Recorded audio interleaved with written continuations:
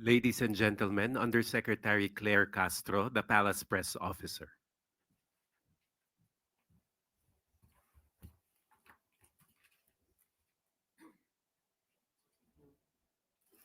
Magandang umaga, Malacanang Press Corps. Welcome sa ating press briefing ngayong araw. Simulan natin sa good news na hatid ng administrasyon ni Pangulong Ferdinand R. Marcos Jr. sa bagong Pilipinas. Wala pa ring patid ang pag-arangkada ng BBM na o Benting Bigas Meron Na program sa mga kadiwa ng Pangulo. Kung noon, binabawasan ng mga kababayan nating hirap pagkasyahin ng budget ang kanilang sinaing, ngayon, sakto na ang kanilang naihahain. Maliit man o malaki ang pamilya, lahat nakakakain. Panoorin po natin ito. Analipay yun nga ning abot na ang 20 pesos nga gisaan. Sa aton presidente, salamat kay imo nang ituman ang tag 20 pesos nga bugas. Makakaon na in taon ning mga pobre. Nalipay jud mi nga naanay tag 20 nga bugas. Ako kayo kaya wag ka na makuha na among budget sa among bugas kada adlaw. Ako mensahe sa presidente kinahanglan magtuloy-tuloy ang 20 pesos nga bugas sa tanan nga katawhan. Maora na, sarang salamat. Malaking halaga na matulong sa mga mahirap pariyo namin, mga small farmers, yung maliliit na wala pang gastos. Kami nagpapasalamat kay Pangulong Marcos. Ipadayo na yung programa na contract farming sa mga maliliit na farmers na walang panggastos para makatulong sa aming mga maliliit na mga farmers. Isa pang good news, muli namang nagpadala ng 35,000 na sako ng bigas sa Central Visayas ang National Food Authority para sa pagpapatuloy ng BBM na rice program sa Cebu. Bahagi ang panibagong shipment ng 100,000 sako ng bigas na in-order ng Cebu Provincial Government. Nauna nang naipadala ang 35,000 pang sako 3 linggo na ang nakakaraan. Narito po ang video.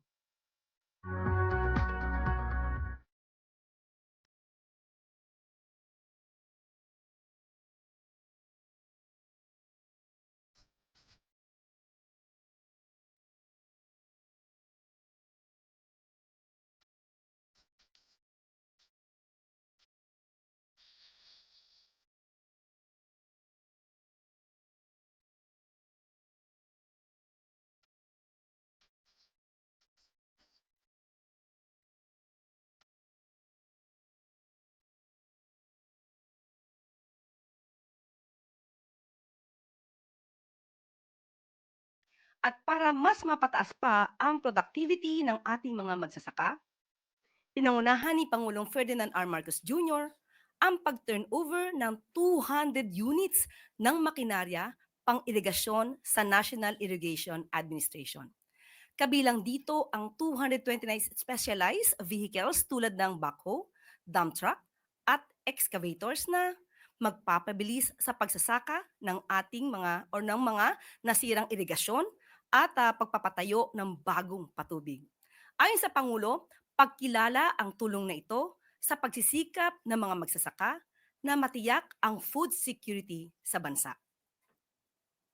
At para naman po ipakilala ang ating mga panauhin ngayong umaga, narito po si PCO Secretary J. Ruiz. Good morning, Sec J. Good morning, Yusek Claire, and sa lahat ng miyembro ng Malacanang Press Corps. Para magbigay ng magpaliwanag dito sa update sa pagpapalawig ng free Wi-Fi for all programs sa MRT at mga hakbang para mas maging digitally empowered ang mga Pinoy sa ilalim ng bagong Pilipinas, ating pag-usapan ngayon kasama sina Department of Information and Communications Technology Secretary Henry Aguda, Yusek Paul Joseph Mercado, at Yusek Dave Almirol. Makakasama rin natin si Chief PNP General Torre. So, sir, ang pag-uusapan naman natin kay Chief PNP, ito po yung hinamon naman ni Pangulong Ferdinand R. Marcos Jr.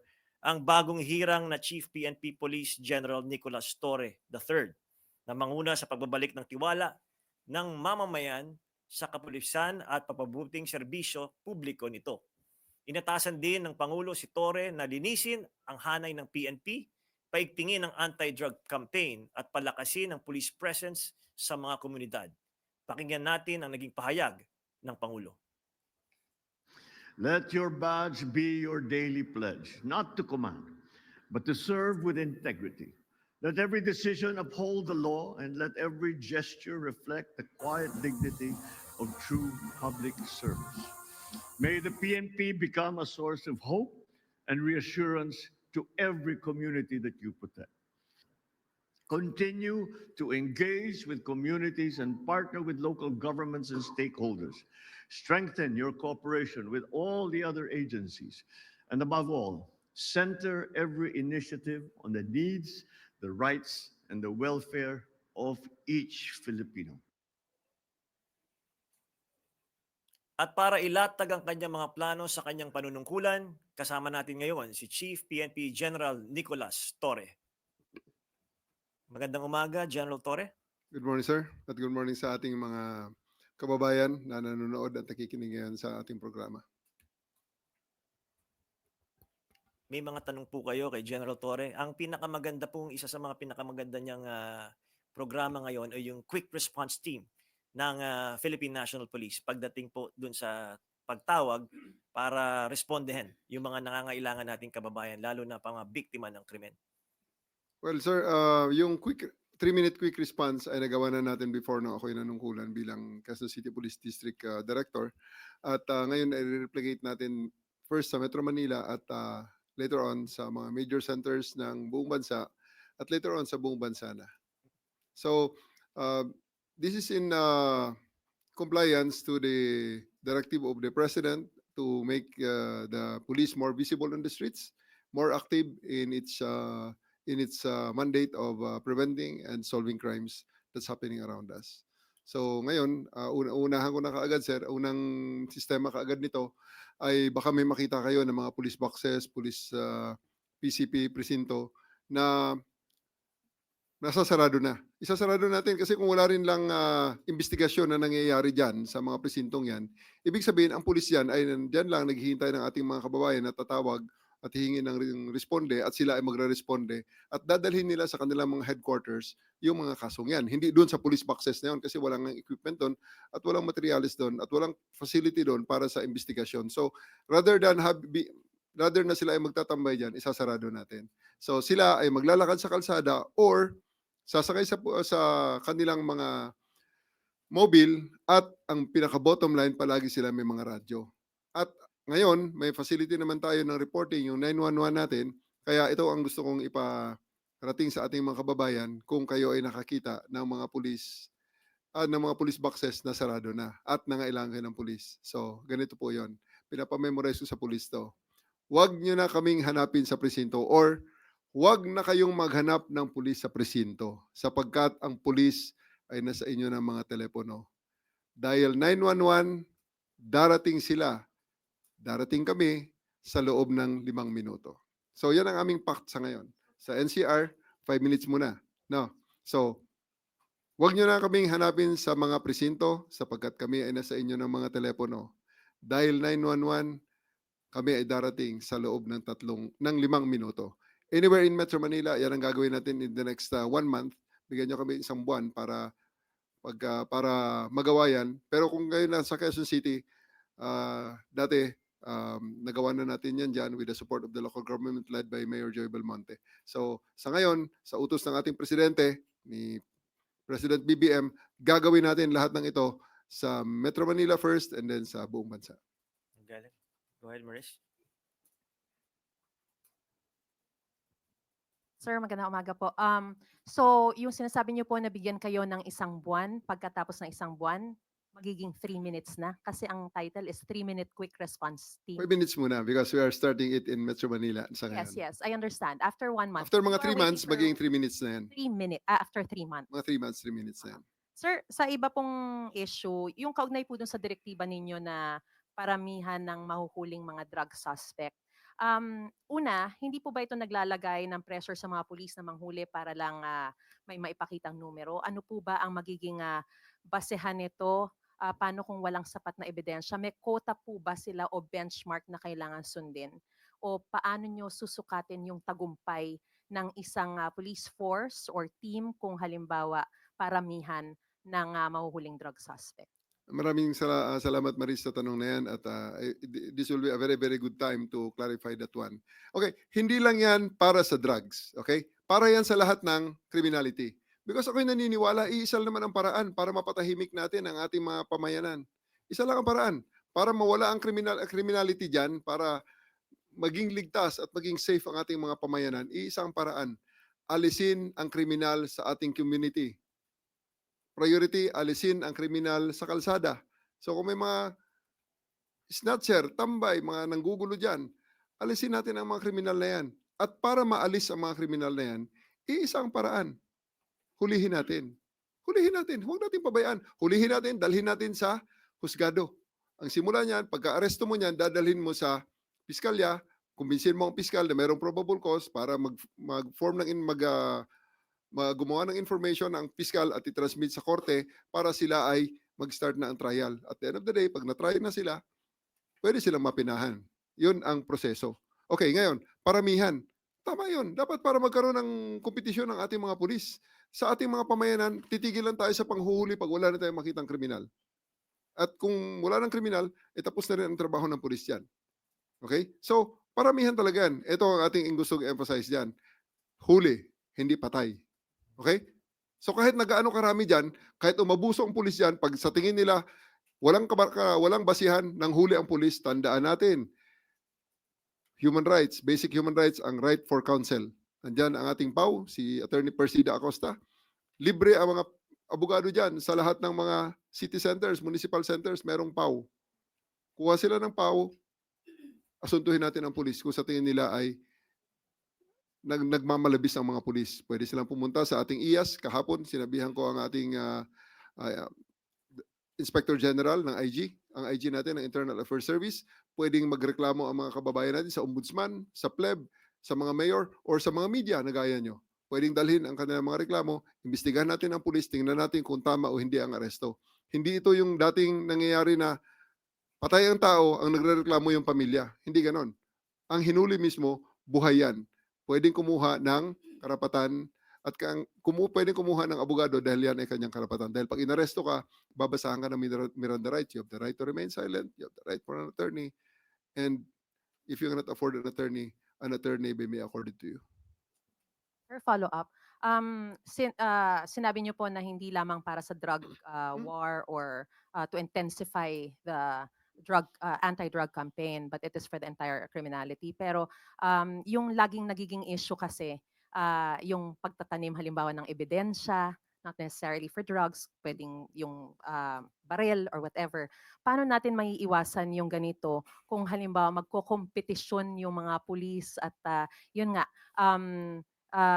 baka ma-pressure sila. How do you maintain the integrity of the process para hindi we understand that there's IAS, merong mga legal processes na pwede silang puntahan, pero para hindi na sana humantong na magrereklamo pa sila, the integrity of the process itself should be maintained.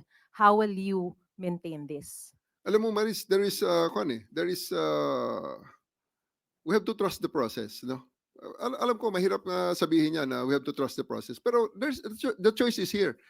Pumunta ang ating kababayan, ang mga kababayan natin pupunta sa pulisyan, pupunta sa presinto. Bakit? Humihingi ng redress. Sir, tulungan nyo kami kasi may mga adik doon sa aming, may mga adik na tambay doon sa aming daanan. Anong gusto yung sagot ng pulis? Punta ka sa barangay, bahala na sila doon. Or manghuli tayo. That's a choice. No. So, ang sinasabi ko rito is that magtatrabaho ang pulis dahil ako'y naniniwala talaga ang primary na trabaho ng pulis ay bigyan ng kalutasan ang mga hinaing na idinudulog sa kanila. At marami dyan sa hinaing na idinudulog sa pulis ay redress sa paglabag ng kanilang karapatang pantao. Sila ay sinuntok, sila ay sinaksak, sila ay hinold up, sila ay ninakawan, or sila ay ginugulo sa kanilang mga community ng mga walang magawang tambay, naglalasing, daanan nila, maliit na eskinita, nakakatakot. So, yan, pag sa ganyang sistema na ang utos ng mga pulis, arestuhin nyo ang mga kriminal na yan, natural lang na maging resulta nun, dadami ang mga mag-aaresto. Ngayon, kung sa tingin naman natin, gagawin ng mga pulis na dahil may kota, walang kota ho, walang kota. Ang sa atin dyan, ang measure dyan is yung reduction and elimination of the threat in our community. Yung pag-alis ng kriminal. Walang sinasabi niya na alisin natin ang hindi kriminal, gawin natin silang kriminal. Hindi ganon. Hindi po pwede yung sasabihin na palabanin natin ang mga yan. Hindi ganon. That's crazy, no? Ang sa atin dito, gawin nating payapa ang ating komunidad. At ito ay sa pamamaraan ng pag-alis ng mga kriminal. Yung hindi kriminal, ba't mo alisin? Ng ebidensya, paano nyo lang masisiguro na hindi mangyayari ito? Hindi ko nasisigurong, hindi ko may assure sa'yo na hindi nila gagawin. Pero pag ginawa nila, i-dismiss ko sila sa serbisyo. Ikukulong ko sila for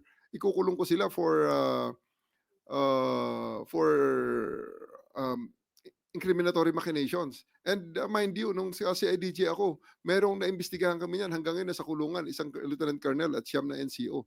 Dahil sila ay naimbestigahan, nireklamo na nagplant ng ebidensya at nag-orchestrate ng isang bypass na hindi naman totoo. So hanggang ngayon nasa kulungan.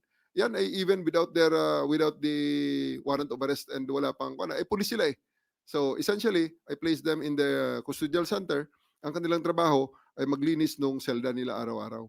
So they really cannot, unless they will resign, they cannot violate that order. Okay, sus- Because ang custodial center ay part ng PNP camp at sila ay nirestrict ko doon. okay, susunod you. na magtatanong, Ms. Kath Valente, Manila Times. Yes, sir. Good morning, General Torre. Sir, the CHR Commission on Human Rights earlier raised concerns over your directive, Paramihan System Directive. They're saying that historically daw, such a framework has incentivized shortcuts and arbitrary practices that undermine human rights. How do you ensure po that na hindi magkakaroon ng abuse and hindi mauulit yung mga nangyari ng past administration during the drug war operations? Thank you. Ito po ha, ulitin ko, buhay ang tao na huhulihin. Walang patay at we will not condone wanton killings or wanton murders. Ngayon, andyan ang CHR. Then we will liaise with them, we will talk to them at gawin natin silang partners na pag merong abuso ang pulis, we will very, very, very much welcome the investigation to be launched by the CHR. Open sila, so isa silang ahensya na pwedeng dumulog ang mga hinuli ng pulis o ang mga kamag-anak nila ng mga sinasabi nilang feeling nila ay inaresto sila ng pulis na walang basihan. So CHR will be asking the CHR and we will partner and will fully cooperate with the CHR kung ano man ang mga dokumentong kanilang kailangan para sa pag-imbestiga ng mga reklamo makakarating sa kanila regarding sa illegal arrest. Tuesday New, DCWB.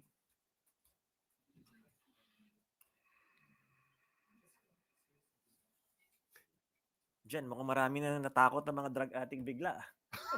Ayun po, that's the purpose. That's the purpose. Dalawa lang yan. Tumigil sila kung kailangan na ng tulong. Ito sir, hindi naman lahat yan huli lang kaagad para ikulong sila. Baka pwede silang sumurrender din at dadalhin natin sila sa rehabilitation centers para matulungan sila. Kasi wala namang buhay dyan sa droga. Patay lang kaagad ang diretso. It's a slow death really that pwede na, tulungan talaga natin dapat ang ating mga kababayan na nangailangan ng rehabilitation At services. sa nakita naman natin sa mga survey na yan yung mga gusto ng taong bayan. Yes, Ng mga yes. mamamayan dahil nga napakaraming addict na nagkakalat. Kaya ngayon, itong order ni General, tama lang yan para sa ating mga kababayan. Tutugunan natin yung kanilang takot laban sa addict. So, Tandaan natin, isa pang gusto kong i-clarify. Yan kasing paghuli, yung warrantless arrest, may obligasyon ng pulis dyan. Isusulat niya yung sa kanyang affidavit of arrest, ang circumstansya niyan, nakasulat yan. At pipirmahan niya yan, hindi magbabago na yan. Dadali niya piskal, tataas ang kanyang kamay, susumpaan niya yan. Pag napatunayan na ang kanyang sinabi dyan, isinulat dyan ay mali, kulong ang pulis dyan, perjury, dismissal from the service yan. May kulong pa yan kung drugs yan at yan ay incriminatory machinations. That is life in prison. Hindi yan sabi na ang pulis ay ganun-ganun na lang. Hindi. We'll make them accountable. We'll hold them accountable. Kasi nga, ang kapalit naman yan ay magiging metrics naman ng performance nila yan. Totoo yun. Ang una nyo nakita, metrics ng performance yan. Pero ang risk naman ng pulis yan ay napakalaki rin. Sapagkat kung ikaw ay gagawa ng illegal na aresto, Lalong-lalo na dito sa Metro Manila na kung saan nagkalat ang CCTV, nagkalat ang mga cellphones, at mapatunayan na nagplant ka ng droga, hindi ka lang dismissed from the service. Kulong ka pa ng habang buhay. So, please, ang ating mga kababayan, magtiwala po tayo sa proseso. Ito po ang nakasaad sa batas. Ito po ang susundin natin. Ito ang proteksyon ng ating human rights. Good morning, General. Recently, mayroon pong huli ang PDEA na understand kasama ang PNP ng drugs sa Mariveles, Bataan, sa karagatan nila no nakita. Ito na po ba yung resulta ng sinasabi ni Presidente na close coordination with the PDEA para doon sa intensifying illegal drugs operations? Napakagandang tanong mo, Ms. Tuesday New. Andito ang Regional Director ng Region 3. Andyan din ang ating PIO. Pwede ba? Can I request straight from General Jean's mouth, siya ang involved doon sa case na yon. Please. Sure, General.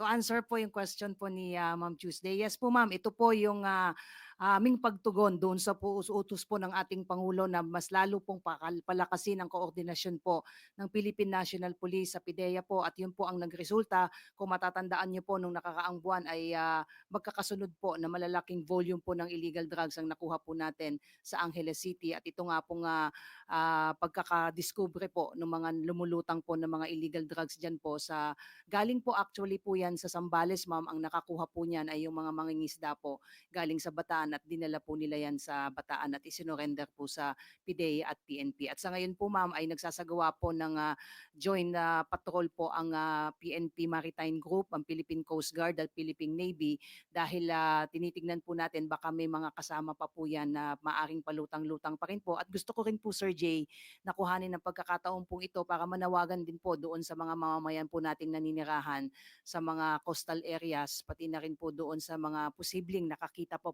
ng mga ibang parte po nitong mga drugs po na ito, ay makipagtulungan po kayo sa amin kung meron po kayong nakikita po dyan para ma-recover din po natin yan kung meron pa pong natitira na bahagi po yon ng mga naglulutangan pong drugs dyan po sa area po ng Bataan at Zambales po. Follow up lang po, ma'am. I understand ito ay nakuha dahil sa tulong ng mga fishermen. Mayroon po bang parang sort of incentive naman sa kanila para mahikayat sila na makipagtulungan po sa PNP and PIDEA para mas gumanda yung operations laban sa illegal na droga? Maganda mo ma'am at naitanong niyo po yan ma'am, at ako po mismo ang nag-utos sa ating Provincial Director po ng Bataan at Zambales po, at nakikipag-usap na po sila ngayon sa kanilang mga governor para mabigyan nga po ng insentibo ito mga kababayan po natin, lalong-lalo na po yung ating mga mangingisda na kusang nag-surrender po nitong mga illegal drugs, para bigyan din po sila ng insentibo. At ito rin po yung ating gagawin doon po sa makakapag-report pa po sa atin kung sakasakaling meron pa po silang makikita na lumulutang po dyan sa mga coastal areas, para naman kahit paano magsilbi po itong motivation at inspirasyon sa iba nating mga kababayan para tulungan po tayo na masugpo po itong problema po natin sa illegal na droga. Dahil sabi ko nga po kanina, ito po yung utos ng ating Pangulo, at yun po ang patuloy po nating gagawin.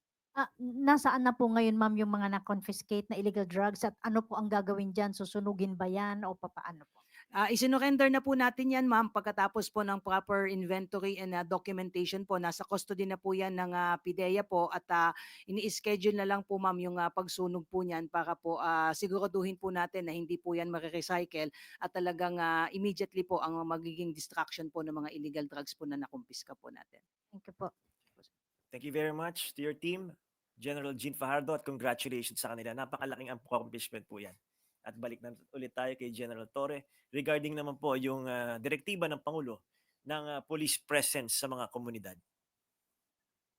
Sir, kasi ang sabi ng Pangulo dapat maramdaman ng tao. That's the reason why, sir, kanina sa opening statement ko, na isinasarado na natin yung mga maliliit na mga presinto, yung mga PCPs at saka yung mga police boxes, pinapaalis ko na yun para ang mga police ay huwag na tumambay doon. Ang mga police natin ay, I would rather na ang police ay tumatambay sa 7-Eleven, dyan sa labas ng 7-Eleven, sa labas ng palengke, sa labas ng mga drugstores, kung saan sila ay nakikita at pinupuntahan ng mga tao. Nakasilong sa, hindi naman ibig sabihin na dahil kailangan natin ang police visibility, nandun sila sa ilalim ng initan. Hindi naman. Although pwede ko, gusto ko rin sabihin sa kanila na lahat ng mga pulis dapat mas maitim kaysa sa PNP. alam nga naman ang chief PNP ang pinakamaitim. Kailangan lahat sila Pwede. maglakad at maglakad sa kalsada so that uh, uh, parang nakikita sila. So ibig sabihin dapat lumabas sila. Wag sa aircon. Nothing. No Baka no bata man air niya, conditioning. matanda, pwedeng takbuhan ng pulis. Yes, Sabihin, yes, "Mama- yes. Mamang pulis, may nangyayaring krimen dito." Pero ang pinaka-importante sa lahat, huwag kalimutan, buhay ang 911. Tawag kayo sa 911, then press 1 for police assistance. Ito na yung Nandyan. ginagamit yung technology. Yes, andyan na yung para teknolohiya, sir. sugpo ng krimen. Yes, sir. Sir, paano yun? 24/7 ba yung police presence natin? 24/7 ang police presence, especially dito sa Metro Manila, sir. That's why ginawa ko ng 8 hours per day ang duty. Mhm. 8 hours per shift ang duty natin. Pagkatapos mga tao natin magtatrabaho ng 24 hours ang shifting nila. So that kahit alas 4 ng umaga, kahit alas 3 ng umaga, alauna, alas 2, tanghaling tapat, alauna ng hapon, tirik na tirik ang araw, ang pulis natin ay 100% ang kanilang Sa gabi battery. naman, yung mga tinutugunan natin, yung mga community, yung nagtatrabaho sa mga call centers. Yes, kasama dyan, sir, ang mga nagtatrabaho sa call centers because Manila it never sleeps. Hindi natutulog ang Manila eh. Okay. Next to ask, Miss Maricel Halili of Channel 5. General, magandang umaga po. Balik lang po ako doon sa usapin ng drugs. Because I understand yung paramihan, parang it's easier kapag yung mga small groups na involved sa sa crimes and drugs. Pero how about the high profile syndicates ng illegal drugs? What's your plan? And meron ba tayong minomonitor na mga high profile individuals din na possible involved like in the previous admin? Tuloy-tuloy yan, hindi naman nagbabago. May high value targets at saka may mga street level targets tayo na ginagalaw. At sa ngayon, kung makita nyo, ang confiscation natin ng droga actually, napakalaki. Despite sa hindi gaanong nabibigyan ng media mileage yung mga nahuhuli nating mga tao at mga operations natin na conduct. Pero 44 billion na ang ating nahuhuling worth ng droga since January this year. So it's really 44 billion? 44 billion, sir, ang Laki worth na ng pala. droga na ating seizure. Oh. That's bigger than the whole drug war. That's bigger than the whole drug war. So it's quite we're very very optimistic in the way we do things. Kaya ako'y naniniwala tama ang ating direksyon. Mga Sa ngayon, ang napapansin kasi na palaging sinasabi bumalik naman ang droga diyan sa kalsada, etc. etc. Now, we are hoping na ito naman sa challenge ko sa ating mga kapulisan, hulihin nyo Oo. para hulihin nyo, dalhin nyo sa piskal, lagyan nyo taasan nyo ng kamay sa inyong affidavit na kumbinsin nyo ang piskal, sila ay may kasalanan, sila ay dapat makulong. Ngayon, kung sa tingin naman nila na itong mga tao na to, sa mga pamilya naman na, para hindi kayo makulong, lumapit na lang kayo sa pulis, magparehab kayo, we will help them on that aspect. Sir, one last on other issues. Naglabas po kasi ng statement si Mayor Baste Duterte saying na 3 ranggo ang tinalunan ninyo because it's not a merit-based promotion and he even called you an attack dog. What do you want to tell Mayor Baste? Okay. I just respect his decision and I respect his opinion. And rewind lang ng konti sa termino naman ng tatay niya kung sino unang chief PNP. Okay? So ano ranggo ng unang chief PNP at ano ranggo ko bago ako naging chief PNP. So it really goes back to him really. Seriously speaking, it goes back to him.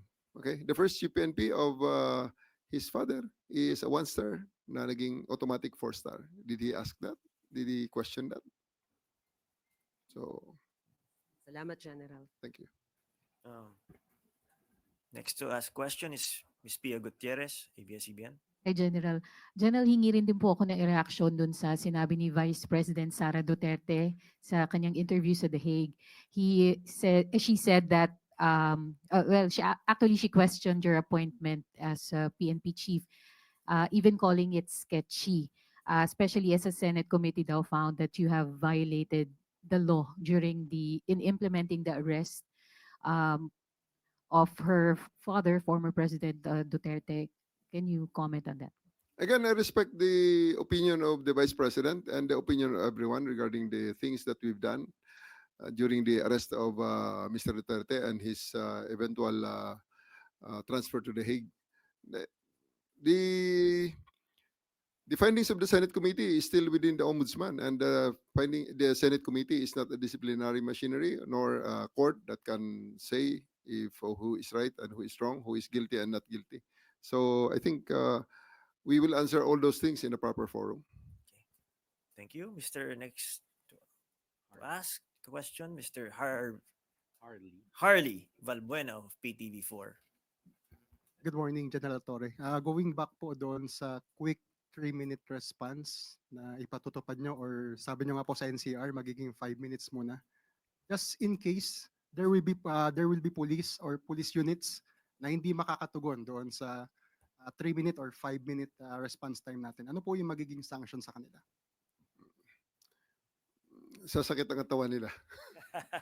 Iti-training ko sila and we will make sure that they will comply with it. So drill, and more drills will be the key. So makikita nyo, mga pulis natin, aktibo yan. In the next few days, aktibo yan. Tatakbo ang mga patrol car, tatakbo ang mga tao natin sa mga lugar na randomly ay sasabihin natin na dito ang responde so that at the end of the day, mag-gel ang teamwork. Mag-gel at magkaroon ng teamwork ang bawat unit sa ground. For another question po, one of the directives of President Marcos during your assumption as PNP chief is bilisan ang investigasyon sa mga kaso laban sa mga pulis na lumabag sa batas upang maibigay natin ang ustisya sa lalong madaling panahon. So sir, will this include the police personnel who are involved in the extrajudicial killings during the past administration? Dalawang separate ko niyan, ano? Dalawang separate directive. May mga pending na kasing investigation regarding sa EJ case na nasa iba-ibang mga forum na. Meron nang nasa DOJ, meron nang nasa Korte, at meron ng mga iniimbestigahan ng NAPOLCOM, ng IAS, and many other disciplinary machineries kung saan dumulog ang mga biktima. Sa side natin ngayon, yung sa mga earring cups ngayon on my watch, and during the term of President BBM.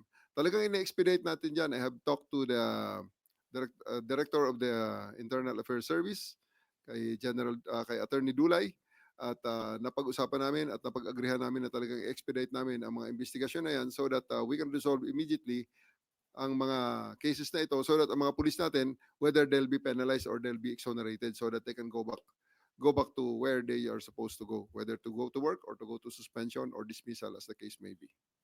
Okay. Thank you. Susunod na magtanong si Miss Annalie Soberano of Bombo Radyo. General, good morning. Sir, sinabi niyo kanina kasi huli hindi patay ang inyong magiging mantra for the operation. Yeah. So ibig sabihin ba sir na hindi magiging madugo ang inyong kampanya ngayon dahil lahat ng kriminal huhulihin niyo po? Lahat ng kriminal ay huhulihin natin. At sila ay buhay pag sila ay hindi lumaban. Pero pag na-endanger ang buhay ng pulis at papasok na ang Article 11 of the Revised Penal Code which is justifying circumstances, abay ibang usapan yan. The police will always defend themselves, kaya may mga baril eh. Pero hindi yan napapasok tayo sa isang sitwasyon sa police intervention with murder in mind. No, definitely not. Okay, thank you. On the other issue naman sir, on the light side, sir, anong pakiramdam na kayo ang kauna-unahang graduate ng Philippine National Academy na naging PNP chief? Hanggang ngayon, sinasampal ko pa ang sarili ko. Baka biglang mag-umaga na, pagising ko, panaginip lang pala lahat.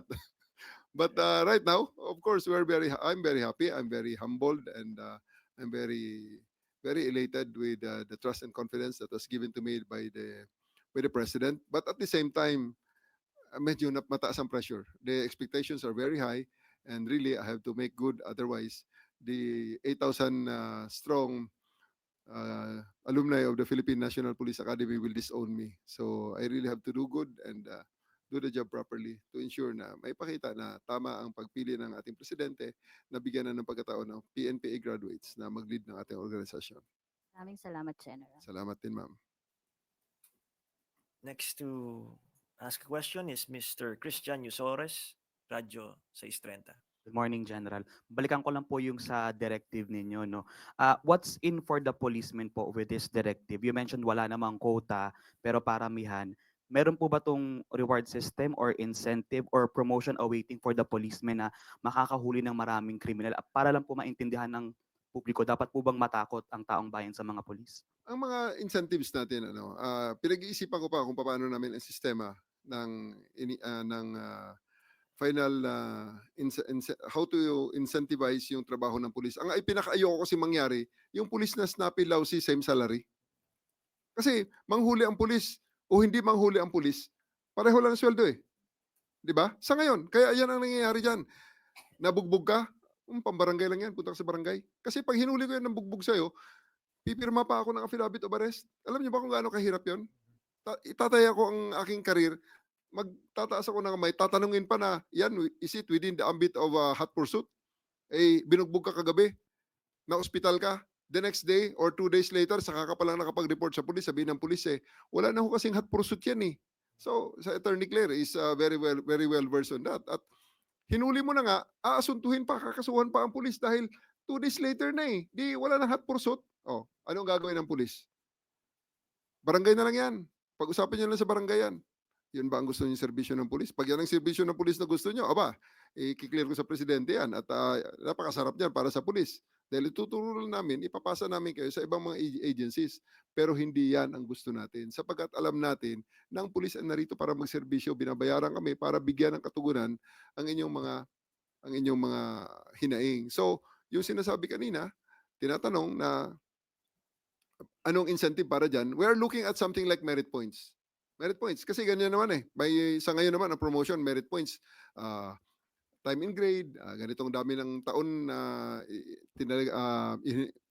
ganito karaming taon ka sa isang ranggo, ganito ang points mo. So, tapos schooling, itong points mo. Sa eligibility, nagkumuha ka ng exam, pumasa ka, itong points mo. And education mo, ito ang points mo. Yung training mo, itong points mo. So, gusto ko idagdag yan na metrics din na ganito karami ang hinuli mo, itong points mo. Ganito karami search warrant ang in-implement mo, itong points mo. Ganito karaming warrants of arrest ang in-implement mo, itong points mo. Kaya may eliminate din natin. Alam ko maraming mga kababayan natin dyan. Sir, grabe naman itong mga pulis. Meron kaming warrant of arrest na nang istapa sa amin hanggang ngayon ay hindi pa rin ini-implement. Narinig niyo ba yan? I'm very sure narinig niyo yan. So mababawas-bawasan. Kasi nga, mag-implement ka ng warrant of arrest. Nandito ka sa Manila. Ang wanted, alam mo na dun sa Samar halimbawa. O, magta-travel ka sa Samar para i-implement yan. Or, i-transmit mo sa Samar, ang mga taga-Samar naman, pag hinuli nila, problema na naman kung magkano ang pamasahe papunta mula Samar, papuntang Maynila, ibabalik mo sa Court of Origin. So, mga ganong challenges. So, yung pagtatrabaho kasi ng pulis, it's really a challenge na itinataya ng pulis ang kanyang sarili, ang kanyang reputasyon, ang kanyang sweldo para sa trabahong yan. And we want to incentivize that. Gusto natin na pagkaroon meron namang, it's just but fair, I think, na we reward them properly, we recognize them properly for the job that they're doing. Hindi lang yung snappy lousy, same salary. Okay, last 2 questions. Ms. Tuesday New again of DCWB. Hi, sir. Following your statement, sir, para doon sa expectations nyo na dapat ipakita ng mga pulis, dapat ba silang matakot, sir, sa mga directives nyo? And will you be conducting surprise inspections din any time of the day para makita nyo kung sino yung mga nagtatrabaho at hindi? Dapat bang matakot ang ating mga kababayan sa ating kapulisan? I would like to believe na kung kriminal ka, matakot ka talaga, huhuli ka talaga ng pulis. Pero kung ikaw naman ay law-abiding citizen, ikaw na ang naging biktima. Ikaw pa matakot sa pulis, so saan ka pupunta? So I do believe na medyo ang very straightforward na answer dyan, pag tama ang iyong ginagawa, ang gusto ng pulis, ligtas ka. So, kaligtasan sa kapahamakan, kaligtasan sa krimen, kaligtasan sa kung ano man na sa mga masasamang elemento na gustong biktima sa inyo. Kaya tinutuloy namin yung mantra ni General Marbil na sa bagong Pilipinas, ang gusto ng pulis, ligtas ka. Yung sa part ng mga pulis, sir, dapat ba silang matakot kay General Torre dahil mahigpit? I would like to believe na hindi ganyan ang opinion ng mga tao ko. Dahil when I was in Quezon City, umalis ako at napunta ng Comel, lahat gusto sumama sa akin, hindi po pwede, hindi obra. And then when I was in Comel, I went to Davao, ang daming gustong sumama sa Davao. So hindi naman sila natatakot sa akin. I would like to believe that. And then when I went from Davao, I went to sa ADG. ilan lang ang pwede kong i-accommodate ng mga taga Davao na gustong pumunta. Ang aking DDA, taga Davao yan. Ang aking DDO, taga Davao yan. Ang aking Chief of Staff ngayon, taga Cagayan. Ang mga field commanders ko, they come from all over the country. At maraming, hindi lang opisyal, kundi mga NCOs, mga gustong sumama sa akin. So, I would like to believe na wala pa naman ako reputasyon na dapat nilang katakutan. They just do their job. I'm one of them. Ako ay isang pulis din. Naintindihan ko talaga kung ano ang nararamdaman ng mga tao sa kalsada, sa ating mga pulis sa kalsada. Kung kaya't I'm making it very, very sure that I give them the environment that they can perform and give the best service to the Filipino people na in the first place ay yun ang aming pangako. Yung surprise inspections, sir. Surprise inspections, I will do it to some extent, but most of the time, I will leave it to my mid-level commanders and supervisors. Trabaho ng mid-level commanders and supervisors. Kaya nga ang aming sistema ngayon na yung sa mga Facebook, sa mga social media, may nakakita tayong mga nag-aaway na dalawang tao sa harap ng pulis. Walang aresto na ginawa ang pulis. May nag-rumble, may nag-riot, tumalikod pa ang pulis. Sa mga ganyang situation, ang pulis na nandun mismo ay ating ibabalik sa training. Iti-train ko sila. Kaya ang training service magkakaroon ng programa na pwedeng pumunta para magkaroon ng subject matter expert ang ating mga pulis para makakuha sila ng panibagong kaalaman, police intervention most especially. Pero ang chief of police ng pulis na yan na pupunta sa training, yun ang aking aasuntuhin for failure to supervise their people, for failure to train their people properly, and for failure to actually be with their people. Sila ang pa-explainin ko, administrative case yun. Failure to supervision, command responsibility. So, kasama doon, para magawa nila ang trabaho yun, maiwasan nila ang trabaho yun, mag-inspection sila, kaya hindi sila utusan. Siguraduhin nila na ang mga tao nila ay nagtatrabaho in accordance to the professional standards. Thank you, sir. Sa mga susunod na araw pala, magkakaroon tayo ng mga demonstrations, sir, regarding dun sa response team ng mga police. Yeah. At yung 911. Kanina pinakita ni General Torre yung capability ng 911 at napakabilis nga sumagot yung ating kapulisan dun sa tawag na yun. Sa sunod na mga pagkakataon, I will invite you to Camp Crame. Maglagay kayo ng inyong mga mobile crew sa Metro Manila, kung saan man ang mga OB van nyo, kung saan man. Tapos, ibigay nyo sa akin ang location kung saan ang OB van nyo, magdi-dispatch kami ng unit, start the time, dapat 5 minuto, nandun ang itsura ng OB van sa command center. Dahil merong body camera na nakatutok sa kanya, nakikita natin kung anong ginagawa ng mga tao sa OB van. Kahit na sabay-sabay, mga 5 OB van o 6 na OB van, para medyo may challenge. Kasi kung isa lang, madali lang hanapin yan. Dapat mga 5, 6. Dahil yan ang ating, yan ang simulation na para bang yung tao na yon ay tumawag sa 911, humihingi ng saklolo. So that pag may makitang malapit na pulis, kakawayan mo at kakausapin mo. Dahil, mamang pulis, andito po ako, kailangan ko ng tulong. Ibang usapan yung hahanapin ng pulis na nagtatago, ha? Kasi pag nagtatago yan, hindi makuha sa 5 minutes yan, mga 16 days. Gagamitan natin ng heartbeat monitor. Okay? Ibang usapan yun. Okay? Okay. So, one more last question. Ms. Maricar Sargan, Brigada. Good morning, sir. Sir, kasama din po sa nabanggit ninyo yung core pillar ninyo na ipatutupad sa PNP regarding modernization. Can you elaborate this, sir, yung sa modernized na mga technology, investigative tools, kasama po ba dito yung regarding sa forensic investigation? Oh yes, forensic investigations will play a very vital role in the investigations that we are doing. Actually, right now, the forensic investigations are playing already a vital role. There are, like for example, itong last na kidnapping na nangyari, na-identify natin na talagang doon pinatay sa bahay na nakita natin na sundan ng ating mga through CCTV backtracking, nandun talaga ang biktima. Kasi kahit na nilinis na nila, pinroses ng crime lab, alam kaagad kung nasaan ang blood splatter, nasaan ang mga fingerprints, na nang nilift ng crime lab, gave irrefutable proof na talagang itong mga tao na to ay nandun sa bahay na yon. So, science will always play a vital role in our policing right now. And then about modernization, napakita ko kanina kina PCOJ na ang ating ah,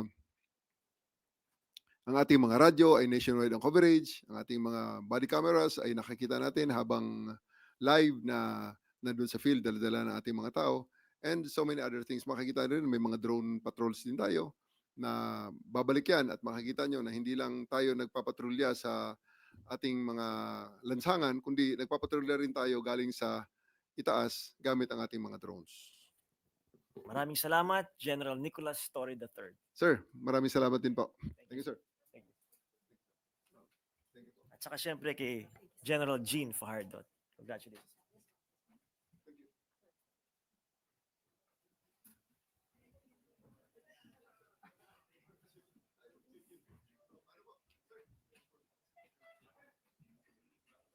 Ngayon naman po yung update sa pagpapalawig ng Free Wi-Fi for All program sa MRT3 at mga hakbang para mas maging digitally empowered ang mga Pinoy sa ilalim ng bagong Pilipinas. Ating pag-usapan ngayon, makakasama natin sina Department of Information and Communications Technology Secretary Henry Aguda, Yusek Paul Joseph Mercado at Yusek Dave Almirol. Magandang umaga, Sec Henry. Mr. Good Vibes. Yeah. Good vibes. Sec J, magandang araw po sa inyong lahat. So, thank you po for inviting us here, Sec. No? All the time. So, Sec. magandang araw po sa inyong lahat. Sa ating mga kaibigan sa media, sa mga kababayan natin sa buong Pilipinas at sa lahat ng katuwang sa pagsusulong ng isang makabagong bayan. Ngayong buwan ng Hunyo, buong bansa po ay nakikiisa sa pagdiriwang ng National Information and Communications Technology Month. So buong Pilipinas po yan. At ngayong taon, ang ating selebrasyon ay mas malalim na ang kahulugan. Dahil ito po ay tugon sa isang matatag at malinaw na mandato mula sa ating mahal na Pangulo po. Ang sabi po ni Pangulong Ferdinand Marcos Jr., dalhin ang mabilis, abot kamay at mas maaasahang internet sa bawat sulok ng bansa. Malapit na po tayo dyan. Ito po ang layunin ng ating kampanya. Walang barangay, walang paaralan, at walang Pilipinong maiiwan sa digital na pag-unlad. Sa ilalim po ng temang walang iwanan ng digital bayanihan, ang DICT ay nagsusulong ng mga programang tunay na para sa mga masa. Ngayong NICT man po, narito po ang ilan sa mga ihahatid naming aktibidad. Makikita niyo po sa website po namin yan. Libreng digital skills training para sa ating mga job seekers at online freelancer. Simula po ng buwan ng Hunyo, ano na yan, accelerate natin yan. Tapos tuloy-tuloy na po yan, Sec J. Tech exhibits at eGov Caravan, yung eGov app po. Tuturuan po namin kayong i-onboard kaagad sa digital app na yan para ihatid ang digital services sa mga komunidad. Cybersecurity awareness, importante po yan. Yung pagpapalawak po ng ating free Wi-Fi sites. Ngayon, Sec J, mga 18,000 Wi-Fi sites na. Dami na. By end of the year, bibilisan natin mag 50,000 yan. Tapos by end of 2028, mahigit 100,000 po yan. Pag ganun, Sec, ano yun? 100% na yung covered yung buong Pilipinas. Ay, nako. Yan po ang mamaya. Kasama ko yung ating magiting na Yusek Paul Mercado po. Bibigay niya yung datos para mas maliwanag kung ano yung timing natin for 100% connectivity. Tapos marami rin tayong mga consultation events kasama ang mga LGUs at saka private sector.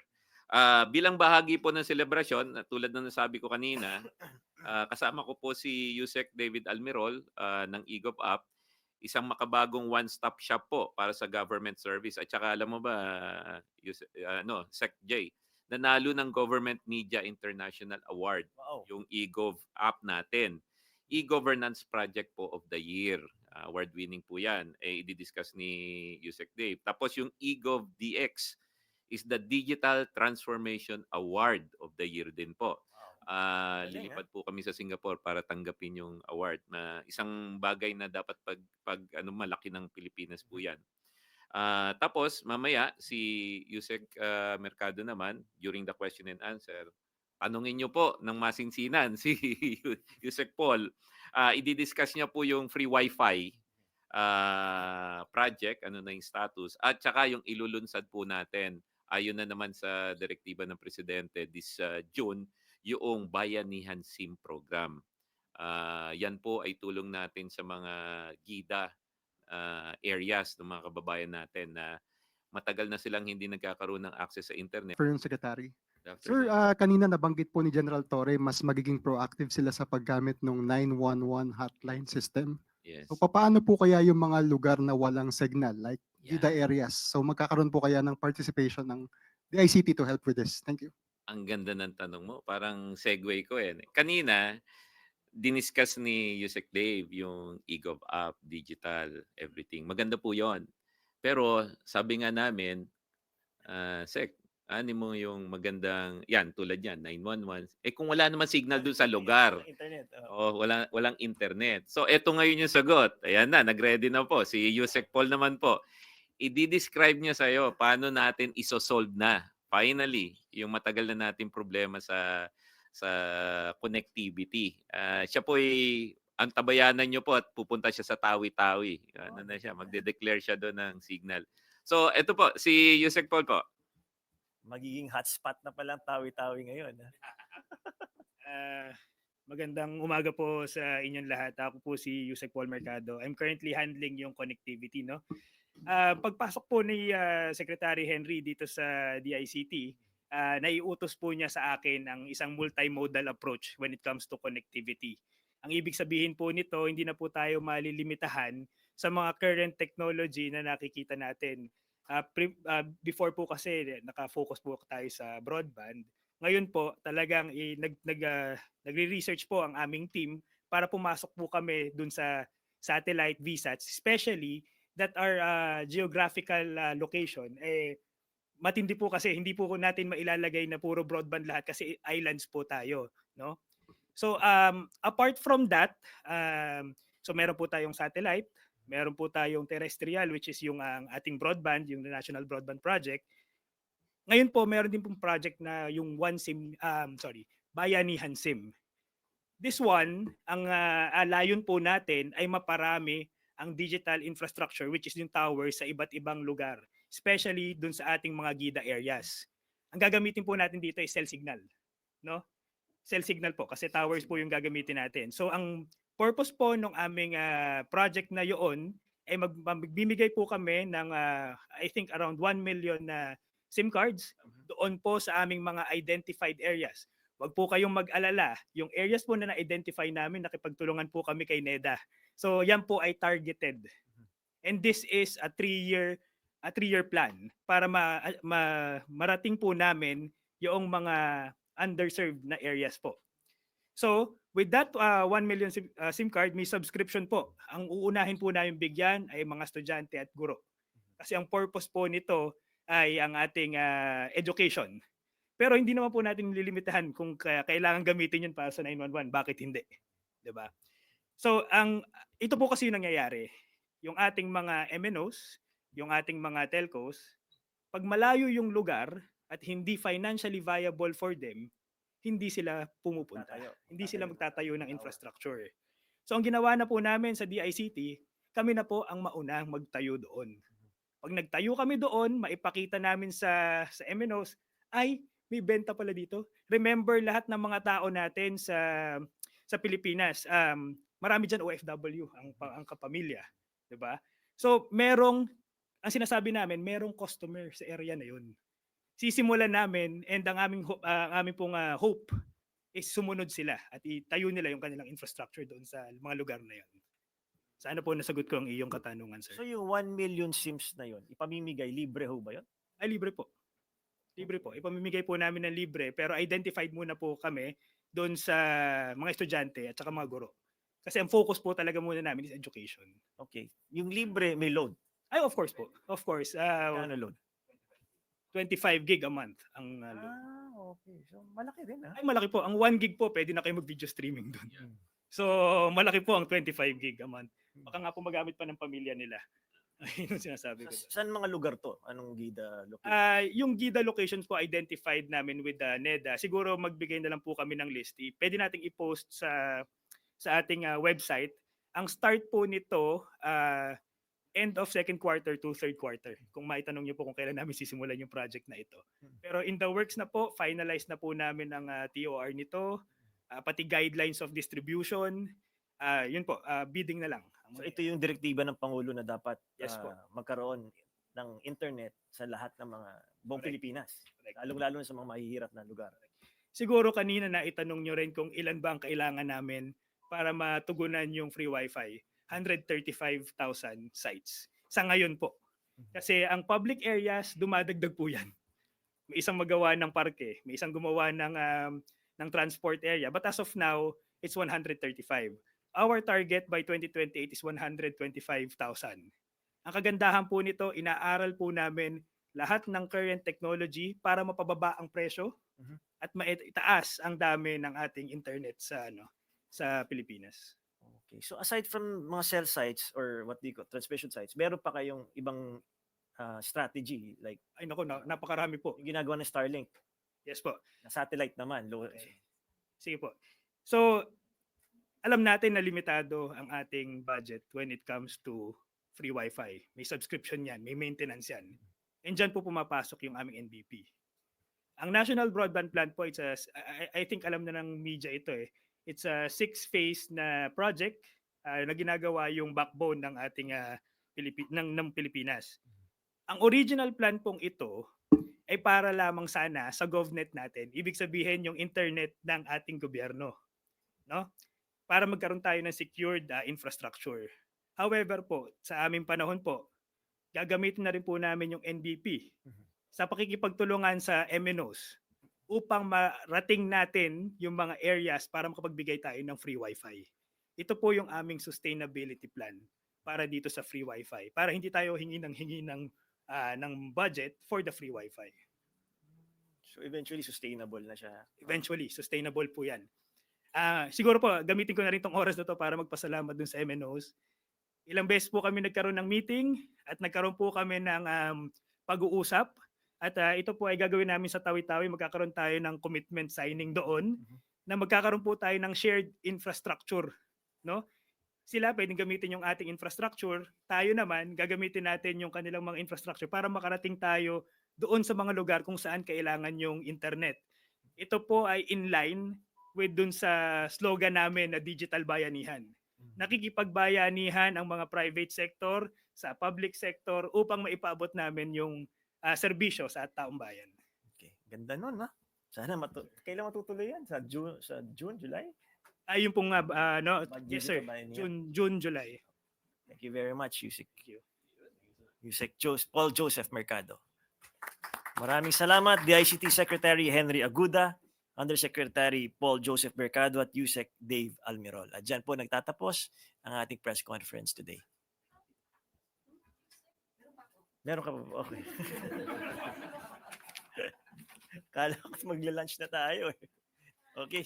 Meron pa palang mga katanungan para dito naman kay Yusek Claire Castro.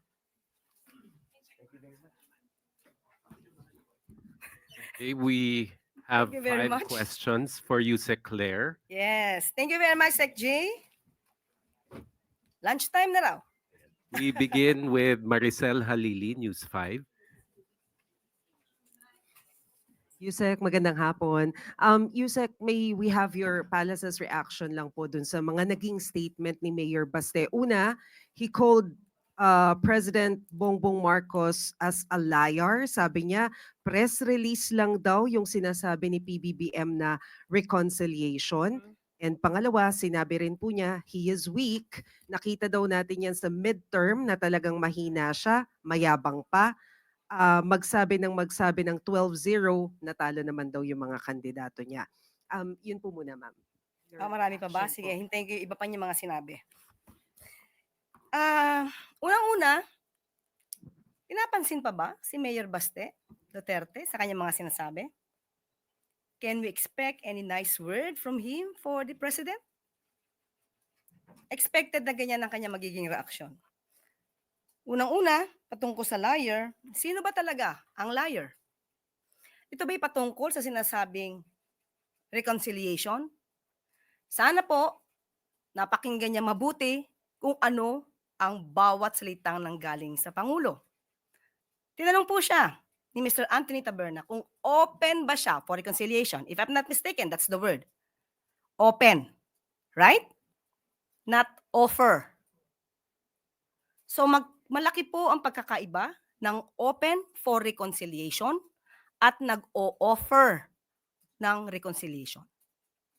Bilang ama ng bansa, tatanungin siya kung siya ba ay open for reconciliation sa mga Duterte at sa ibang mga taong maaaring nag-o-oppose sa mga polisiya niya.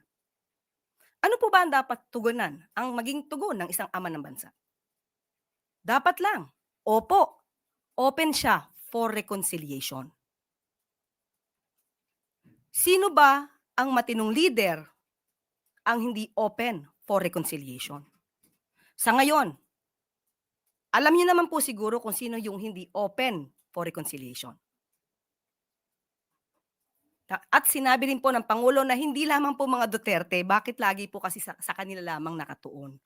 Sinabi po, maliwanag, uulitin po natin, open for reconciliation ang Pangulo sa mga Duterte at sa lahat ng tao na maaaring oposisyon or may oppose or may oposisyon sa kanyang mga polisiya. Dahil gusto niya po na makapagtrabaho na maayos, magkaroon ng stability ang gobyerno para matugunan ang lahat ng pangangailangan ng taong bayan. So wala pong nagsisinungaling dito.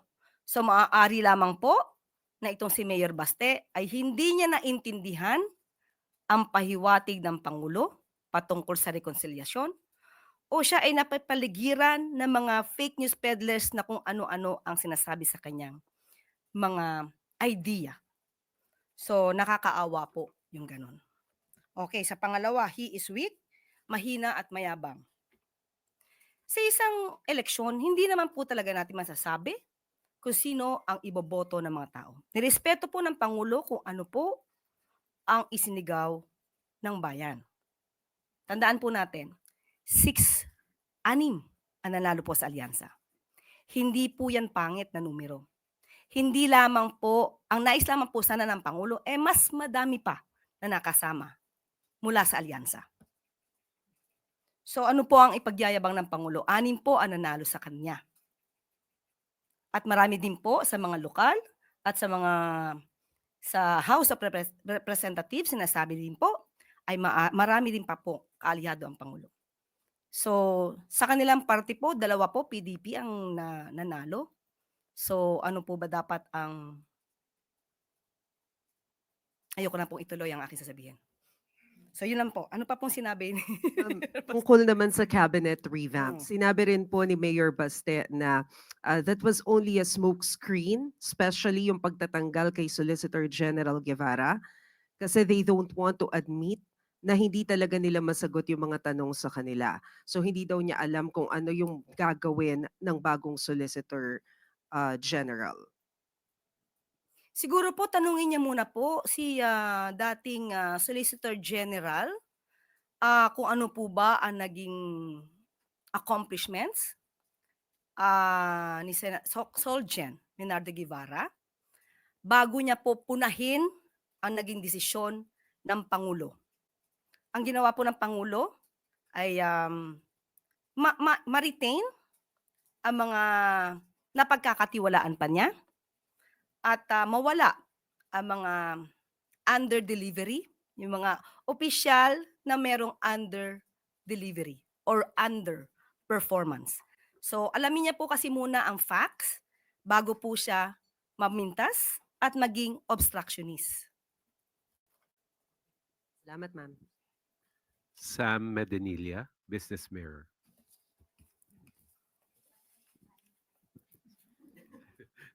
Good afternoon, ma'am. Ma'am, yung regarding lang po dun sa 1+ ni President Marcos nung free rides during Sundays.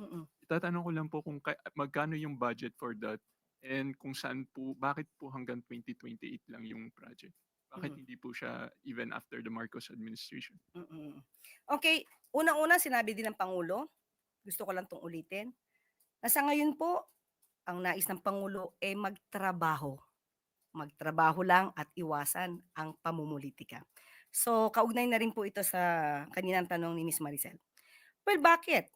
Bakit po nagkaroon ng ganitong klase na promo para sa family, para sa pamilya tuwing Sunday?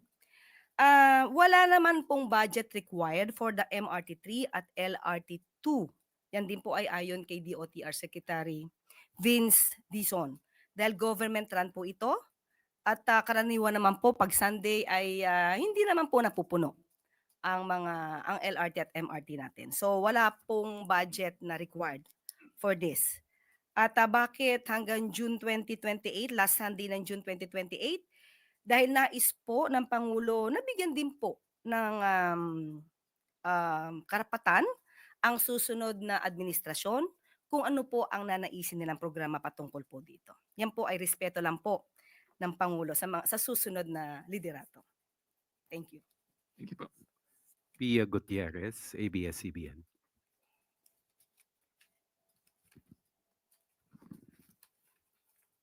Ma'am, on the impeachment po, tatanungin ko lang kung may posisyon na po ba ang palasyo sa nangyayaring debate ngayon kung pwede mag-crossover sa susunod na kongreso yung impeachment trial ni Vice President Sara Duterte. Okay, unang-una po sinabi naman po ng Pangulo na ito po ay nasa kamay na po ng Senado. At hindi po makikialam ang Pangulo kung ano man po ang nangyayaring pagdedebate sa Senado. May kanya-kanya pong ideya dito. May nagsasabi po, mga eksperto rin, na maaari pong tumulay or tumawid sa 20th Congress dahil ayon na rin po sa isang Supreme Court decision, ang Senado po ay itinuturing na isang continuing body. So, hindi naman po siguro ito i-describe or ika-characterize ng Supreme Court na continuing body kung parang nakukonsider siyang na-terminate na o nag-expire na tulad ng House of Representatives. Pero kung ano po ang idea ng Pangulo patungkol dito, una po, maliwanag din sinabi ng Pangulo na impeach na po si VP Sara, kaya po hindi niya po ito papakialaman, wala po siyang anumang gagawin patungkol dito dahil lahat po ng mangyayari ay nasa Senado na po. Ang gusto lamang po niya, para sa kalahatan, hindi lamang po para sa impeachment, dapat lang po manatili ang due process, manatili ang proseso. Kung ang proseso po ay kasama po dito ang pagtugon at pagtupad ng mga probisyon ng konstitusyon, dapat sundin kung ano ang nasa konstitusyon, kung ano ang nasa batas at kung ano ang rule of law. Follow up lang po, because the impeachment is a public accountability mechanism. Nangangamba po ba yung palasyo na hindi na matutuloy yung impeachment trial, lalo na po at may mga kumakalat na balita na merong mga draft resolutions seeking to dismiss yung articles of impeachment against the Vice President? Kung matuloy po o hindi matuloy ang impeachment, mukhang hindi na po yan sakop ng ating Pangulo. Ang gusto lang namin pong parating, sana po ay wag ipahid sa Pangulo kung ano man po ang magiging desisyon ng Senado dyan. Kasi marami po tayo nakikita, katulad po ng ibang mga protesters, ginagalang po natin ang kanilang mga opinion at mga ginagawa. Protesters na gustong ipatuloy ang impeachment trial. Pero sana po ay iwaksin nila sa kanilang isipan na may kinalaman po ang Pangulo dito dahil yan po ay solely the responsibility of the Senate. Nasa kamay na po ng Senado kung ano po ang gagawin po nila dito patungkol sa impeachment proceedings. Last two questions, Mariz Umali, GMA Integrated News. Yusek, manghihingi lang po kami ng reaction ng Palace dito sa sinabi po na statement ni Representative Raul Manuel, and let me just quote what he said. Nagsabi na po ang impeached Vice President nahaharap naman siya sa Senado para sa impeachment trial.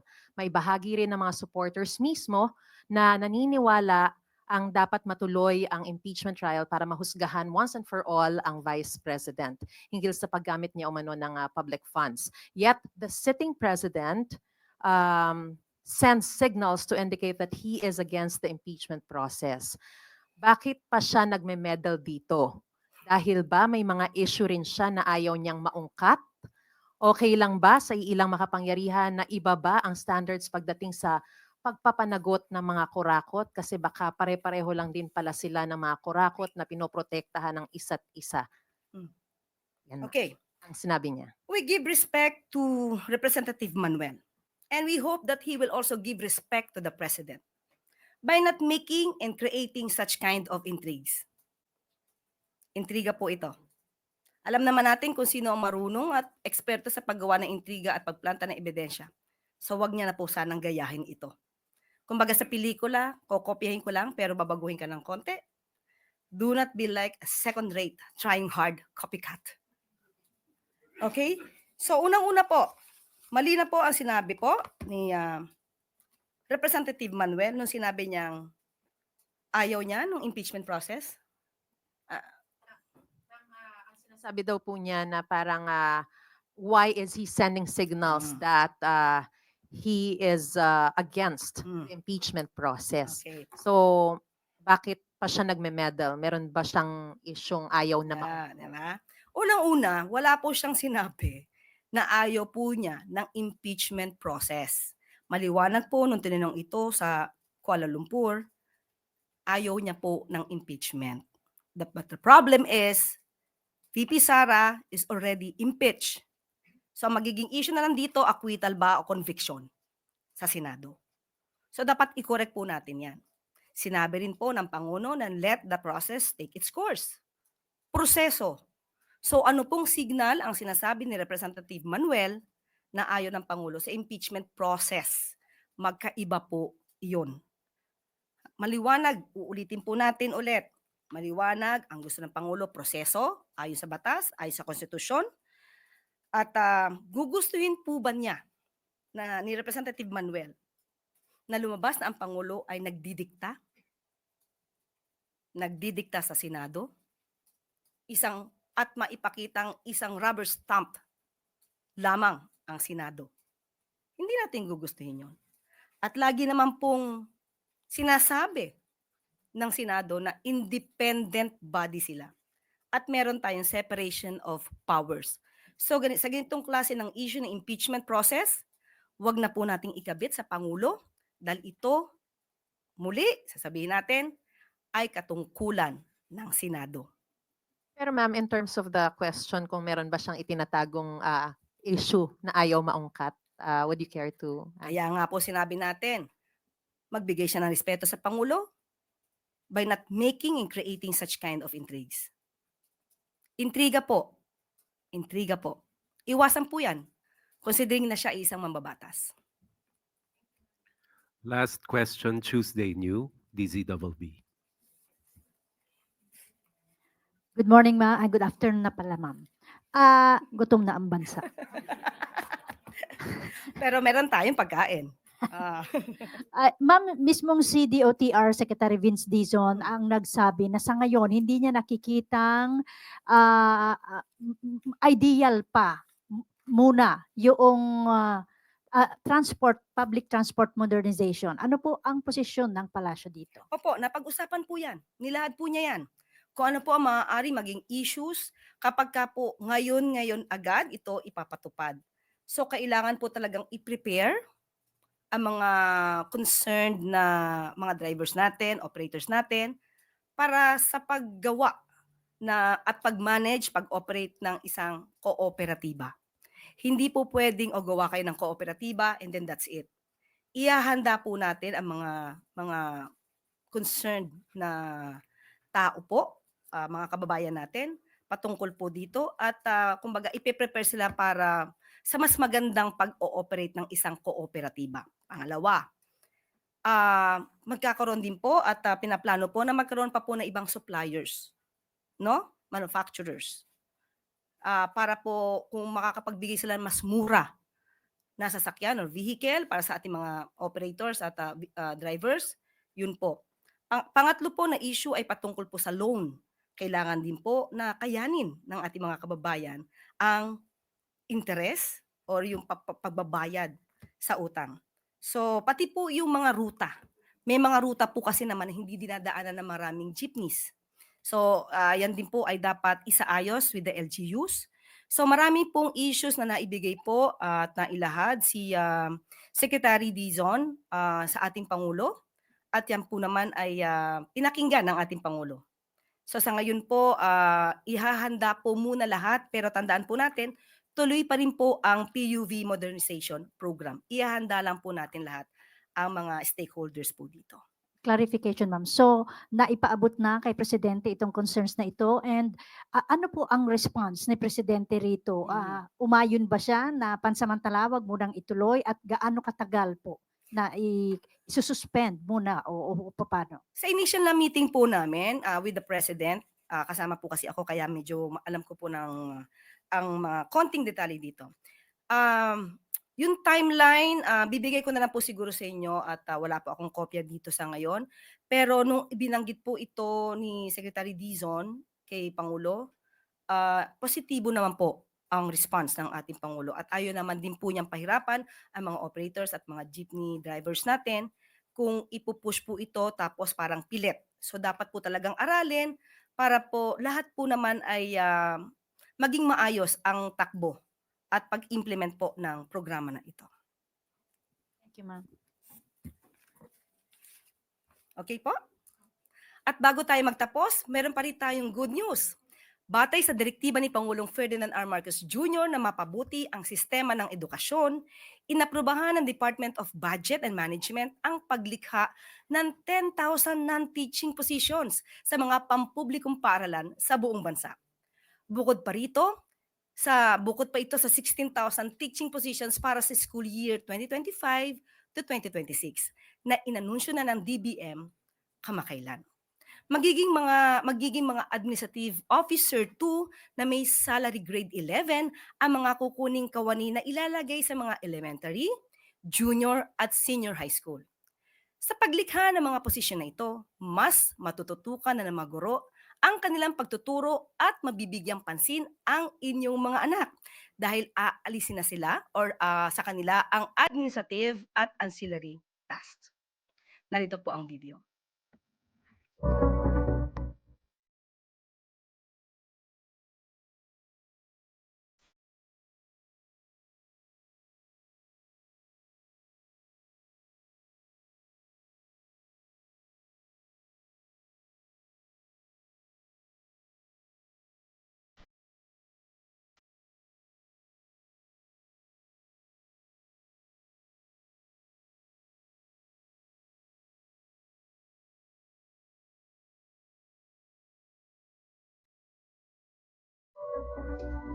At dito na po nagtatapos ang ating briefing ngayong araw. Maraming salamat Malacanang Press Corps at magandang tanghali para sa bagong Pilipinas.